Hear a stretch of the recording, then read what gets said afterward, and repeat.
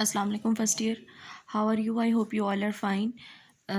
आज जो टॉपिक हम लोगों ने डिस्कस करना है वो है सिस्टम ऑफ क्लासिफिकेशन।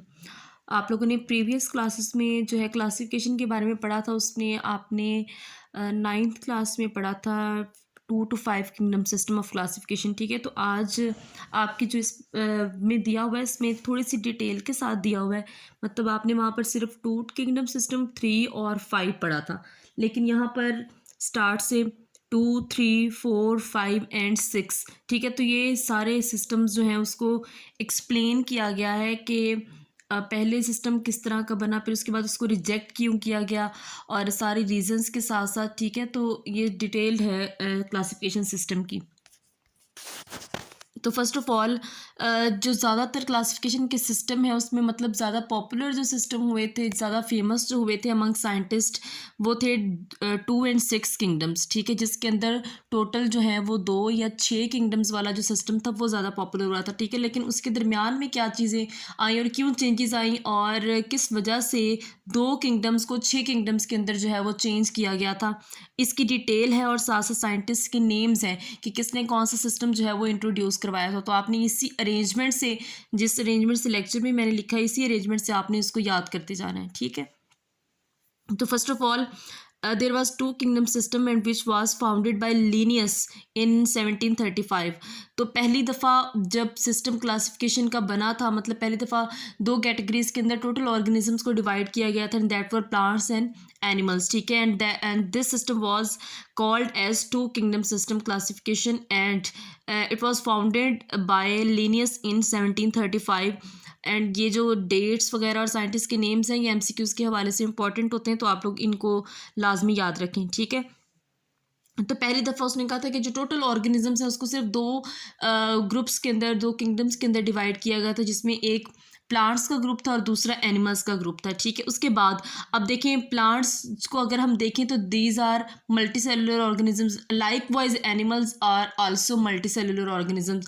लेकिन अब कुछ ऑर्गेनिजम्स ऐसे भी तो थे जो कि यूनिसेलुलर थे। ठीक है, और फिर उनका क्या मतलब, उनकी कोई किंगडम नहीं है। तो इस तरह के जब डिफरेंसेस आना स्टार्ट हो गए तब क्लासिफिकेशन का स्टैंडर्ड चेंज होता गया। ठीक है, अब क्या होगा, 2 से 3 किंगडम्स बन जाएंगी। ठीक है, उसमें अर्नस्ट हैकल इन 1866, अर्नस्ट हैकल ने एक नया सिस्टम इंट्रोड्यूस करवाया था जो था 3 किंगडम सिस्टम क्लासिफिकेशन। एक तो वही होगी प्लांटी और एक होगी किंगडम एनिमेलिया, जिसमें प्लांट्स और एनिमल्स आ जाएंगे, और तीसरा प्रोटिस्टा। प्रोटिस्टा के अंदर ऐसे सारे के सारे ऑर्गेनिजम्स शामिल होंगे जो कि प्लांट लाइक और एनिमल लाइक होंगे। ठीक हो गया, मतलब ये कि लाइक फंजाई है। ठीक है, वो कुछ उसके करेक्टरिस्टिक्स प्लांट्स की तरह हैं, कुछ एनिमल्स की तरह। इसी तरह से बहुत सारे ऑर्गेनिजम्स हैं जिसके कुछ करेक्टर्स जो है वो प्लांट्स की तरह है और उसको कुछ करेक्टर्स जो है वो एनिमल्स की तरह। तो इस तरह के ऑर्गेनिजम्स थे, उनको हमने प्रोटिस्टा में रखा। जैसे कि प्रोटिस्टा के अंदर जो है हम कहते हैं कि प्लांट लाइक प्रोटिस्ट और एनिमल लाइक प्रोटिस्ट, मतलब ऐसे प्रोटिस्ट जो कि प्लांट की तरह के हैं लेकिन उसकी सारी खसूसियात प्लांट से नहीं मिलती, और ऐसे एनिमल, ऐसे प्रोटिस्ट, ऐसे ऑर्गेनिजम्स जिनकी सारी खसूसियात एनिमल से नहीं मिलती लेकिन कुछ खसूसियात एनिमल से मिलती हैं, तो हम उनको कहते हैं ये एनिमल लाइक प्रोटिस्ट हैं। ठीक है, तो उस तरह के जितने भी ऑर्गेनिज्म थे वो एक 3rd किंगडम के अंदर उन्होंने रखे, जिसको हमने कहा था प्रोटिस्टा। नेक्स्ट 4 किंगडम्स कोपलैंड इन 1938। ठीक है, अब देखते जाएं, पहले 70s में बात हुई थी, 1735 में, फिर उसके बाद 1866 में, और फिर 1938 में। किस तरह से ये टाइम किस तरह से चेंज हो रहा है। ठीक है, तो जब 1938 का ये वाला दौर था तो उसमें फिर 4 किंगडम्स बन गई थी। ठीक है, उसमें एक वही प्लांटी, एनिमिलिया और प्रोटिस्टा। प्रोटिस्टा के अंदर वो ऑर्गेनिजम्स जो कि एनिमल लाइक हैं या फिर प्लांट लाइक हैं। ठीक है, और एक 4th किंगडम बनी जिसको हमने कहा मोनेरा। मोनेरा के अंदर सारे के सारे प्रोक्रियोटिक ऑर्गेनिजम्स शामिल हैं। ठीक है, जैसे बैक्टीरिया वगैरह हो गए।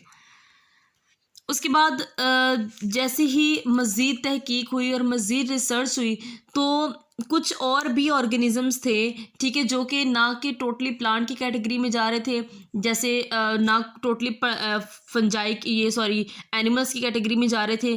ठीक है, जैसे कि हमारे पास फंजाई आता है, तो फंजाई जो है वो इसकी कुछ करेक्टरिस्टिक्स जो है वो प्लांट से मिलती हैं और कुछ करेक्टरिस्टिक्स जो हैं वो एनिमल्स से मिलती हैं, ठीक है। तो इस वजह से जैसे कि सेल वॉल प्लांट में भी है और एनिमल में भी है, सॉरी फंजाई में भी है, लेकिन प्लांट की सेल वॉल सेलुलोज से मिलकर बनी होती है, फंजाई की सेल वॉल काइटन से मिलकर बनी होती है। That's why these are two different categories. तो हम इसको पूरा ये नहीं कह सकते कि ये प्लांट है। इसी तरह से एनिमल्स के अंदर सेल वॉल होती ही नहीं है, लेकिन फंजाई के अंदर सेल वॉल होती है। इस वजह से हम फंजाई को ना प्लांट्स के अंदर रख सकते हैं ना ही एनिमल्स के अंदर रख सकते हैं। और दूसरी बात ये कि फंजाई जो है यूनिसेलुलर नहीं है, that's why it can not be placed in kingdom Monera और प्रोटिस्टा। ठीक हो गया। तो इस वजह से उन्होंने एक सेपरेट किंगडम फंजाई की बना दी, जिसको उन्होंने कहा किंगडम फंजाई। तो इस तरह से 5 किंगडम्स टोटल बन गई और 5 किंगडम सिस्टम क्लासिफिकेशन इंट्रोड्यूस किया था रॉबर्ट विटेकर ने इन 1969। ठीक है। 5 किंगडम सिस्टम बहुत इंपॉर्टेंट सिस्टम है, लेकिन 2 किंगडम एंड 6 किंगडम्स ये सबसे ज़्यादा इंपॉर्टेंट है। उसके बाद 6 किंगडम्स बनी, ठीक है। वो इसने 1977 के अंदर ये किंगडम इंट्रोड्यूस करवाया था, ठीक है। अच्छा, प्लांटी थी, एनिमिलिया थी, प्रोटिस्टा थी, फंजाई थी, ठीक है। उसके बाद उसने 2 न्यू टर्म्स जो हैं वो इंट्रोड्यूस करवाई थी and that were called you bacteria and आर्कियोबैक्टीरिया, ठीक है। तो इसमें जो वर्ड यू है ना, यू का मतलब होता है ट्रू बैक्टीरिया, ठीक है। और आर्कियो जो वर्ड है ये आर्क से निकला है, आर्कियो, ठीक है। तो ट्रू बैक्टीरिया और आर्कियो बैक्टीरिया दोनों में थोड़ा थोड़ा सा डिफरेंस था, जिसकी वजह से उसने ये 2 न्यू टर्म्स जो है वो इंट्रोड्यूस करवा दी थी, ठीक है। अच्छा, उसके बाद 7 किंगडम्स 2015 ये मोस्ट रिसेंट जो था उसके अकॉर्डिंग 7 किंगडम्स बनाई गई। तो उसमें किंगडम जो है वो मोनेरा को भी इंक्लूड कर दिया गया था, ठीक है। रोजीरो ने ये बनाए थे, ठीक है। उसने ये सबसे अब थोड़ी सी रीजंस दी हुई हैं, ठीक है, कि किंगडम वाइज रीजंस दी गई हैं और थोड़े थोड़े से उसके करेक्टरिस्टिक्स भी दिए गए हैं। उसने कहा कि 2 किंगडम सिस्टम के अंदर क्या फ्लॉज थे जिसकी वजह से 3 किंगडम सिस्टम आया, 4 किंगडम सिस्टम आया। तो उसमें लिखा है कि 4 centuries living organism are classified into 2 kingdoms, kingdom plantae and kingdom animalia, ठीक है। तो सबसे पहले किंगडम प्लांटी के बारे में बताया कि plants prepare their own food from simple substances and store energy. Autotrophs bacteria will also include. अच्छा, उसने कहा कि 2 किंगडम बने थे प्लांट्स एंड एनिमल्स। तो उसने ये कहा कि प्लांट्स जो होते हैं वो ऐसे ऑर्गेनिज्म हैं जो कि सिंपल सब्सटेंसेस को यूज़ करके अपनी खुराक खुद तैयार कर सकते हैं। That's why they were called as autotrophs and bacteria were also included in this group at that time. जब पहली दफ़ा 2 किंगडम बने थे तो उस वक्त बैक्टीरिया भी इसी में इंक्लूड किए जा रहे थे, ठीक है। नेक्स्ट जो दूसरी किंगडम थी वो थी kingdom animalia. On the other hand, and if we compare animals from plants, animals can not synthesize their own food from simple inorganic substances and that, इसीलिए उनको कहा था हीटोट्रॉफ्स। हीटोट्रॉफ्स ऐसे ऑर्गेनिजम्स को कहते हैं जो अपनी खुराक खुद प्रिपेयर नहीं कर सकते, ठीक है। तो वो किस तरह से अपनी खुराक बनाते हैं, या तो वो डिपेंड करते हैं ऑटोट्रॉफ्स पर या फिर ये डिकेइंग मटेरियल से अपनी खुराक को हासिल करते हैं, ठीक है। उसके बाद ऑब्जेक्शन क्या था कि many biologist found it satisfactory. बहुत सारे लोग इस 2 किंगडम सिस्टम पे सेटिस्फाइड थे, while others found it unworkable for many organisms like Euglena. लेकिन उसने कहा कि बहुत सारे बायोलॉजिस्ट थे वो कहते थे कि ये वर्केबल नहीं है system because of organisms like Euglena. अब यूग्लिना क्या था, यूनिसेलुलर था, लेकिन प्लांट्स और एनिमल्स दोनों मल्टीसेलुलर, तो डिफरेंस आ गया ना, ठीक है। तो उसने कहा कि यूग्लिना जैसे ऑर्गेनिजम्स को कहाँ पर रखा जाए। Having plant like character have chlorophyll. अब उनके अंदर क्लोरोफिल था, यूग्लिना जो ऑर्गेनिज्म है, ठीक है। उसने कहा कि प्लांट लाइक करेक्टर्स उनके अंदर था, क्योंकि प्लांट के अंदर भी क्लोरोफिल होता है, यूग्लिना के अंदर भी क्लोरोफिल था, but they do not have cell wall due to which they are animal like. लेकिन सेल वॉल नहीं होती। On the other hand plants के अंदर तो सेल वॉल होती है। तो एक जो उनके अंदर करेक्टर था वो एनिमल वाला था और एक जो था वो प्लांट वाला था। इस वजह से उसको ना प्लांट में रखा गया ना फिर एनिमल्स में रखा गया।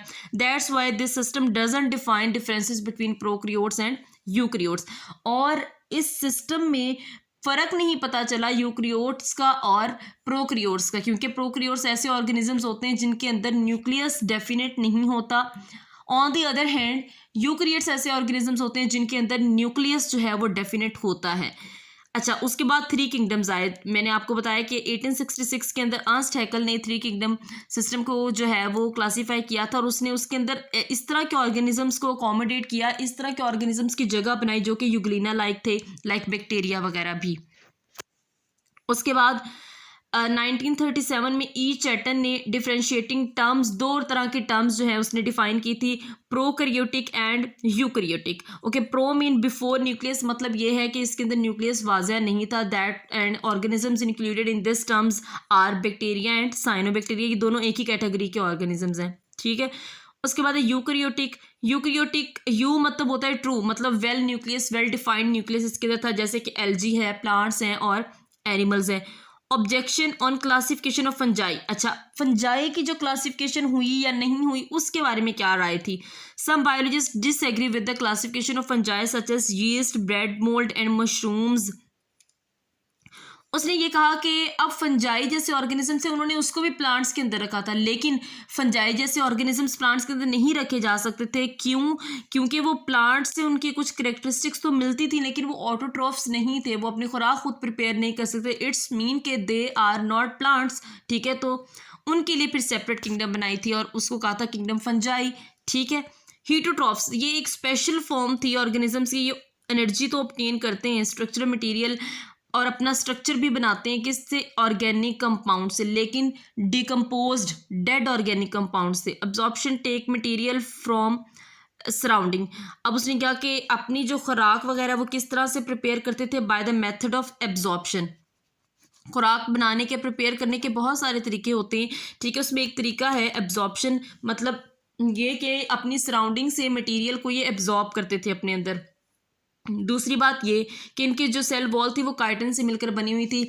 जो हमने अभी यहाँ पर इस स्लाइड में जो ये किया है ना हमने जिक्र फंजाई का, तो ये आगे भी फंजाई के बारे में ही बात हो रही है कि फंजाई, अब देखें उनकी कुछ कैरेक्टरिस्टिक्स प्लांट से मिलती हैं, लेकिन जो उनकी सेल वॉल एक तो वो तो काइटिन से मिलकर बनती है, और दूसरी बात ये कि प्लांट की सेल वॉल जो वो सेलुलोज से मिलकर बनती है, ठीक है। तो ये डिफरेंस आ गया। और दूसरी बात ये कि ये खुद अपनी खुराक नहीं तैयार कर सकते। हमने ये कहा कि प्लांट्स अपनी खुराक खुद ऑर्गेनिक मैटर से तैयार कर सकते हैं, लेकिन जो ये फंजाई, ये वाले ऑर्गेनिज्म हीटरोट्रॉफ्स हैं, ये डिकम्पोज्ड ऑर्गेनिक कंपाउंड से अपनी खुराक प्रिपेयर कर सकते हैं और सराउंडिंग से फूड को एब्जॉर्ब करते हैं।